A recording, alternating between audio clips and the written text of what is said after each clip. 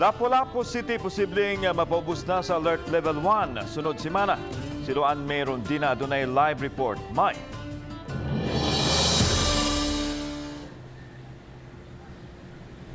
Yaslan, kini ang gipahibaw sa kadagkuan sa Interagency Task Force for the Management of Emerging Infectious Diseases human makumply sa Lapu-Lapu City ang tanang mga rekisito. Atol sa pagbisita sa kadagkuan sa IATF sa Lapu-Lapu City kaganihang buntag, gipasigarbo ni Lapu-Lapu City Mayor Junard Chan nga nakabot na sa dakbayan ang 73% nga fully vaccinated nga mga senior citizens. Kini human matakdo sa Taga-Local Vaccination Operations Center ang kapin sa 60,000 nga mga backlog nga data sukad pa sa buwan sa Enero ug na recategorize ang data sa mga senior citizens nga nalista sa A3, A4 ug sa A5. Gawas ni ini, padayong nag-ubos usab ang positivity rate sa dakbayan ug ang healthcare utilization rate.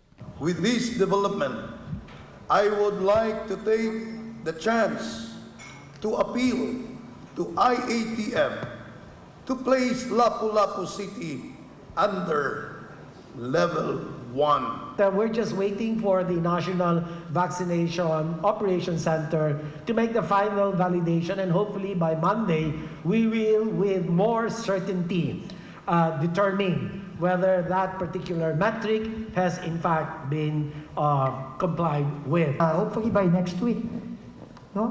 Alert level 1 na ang Lapu-Lapu, alert level 1 na rin ang iba pang mga cities sa Cebu. Sa pagkakaroon, ang Cebu City ug Siquijor Province pa lang ang mga dapit sa Central Visayas nga gipaubos sa Alert Level 1. Hinuon, ana-ana sa 85.40%, ngadto sa 98.37% ang mga fully vaccinated sa eligible population sa Siquijor, Cebu City, Lapu-Lapu City ug Mandaue City.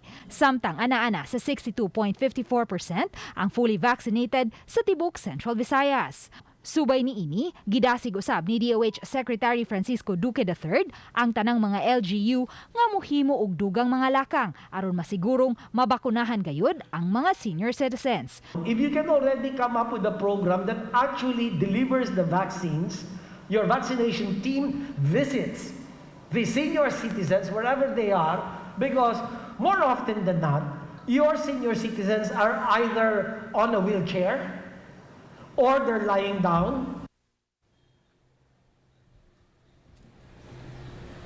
Lan, hayan kun mapaubos na sa Alert Level 1 ang Lapu-Lapu City ug ubang mga silingang dakbayan, mas luag na unya ang quarantine restrictions ug mapatuman na ang 100% nga capacity sa mga pampublikong sakyanan. Butang nga gipangayo usab sa mga sakop sa transport sector, ilabi na ning parayong pagsaka karon sa presyo sa petroleum products. Lan?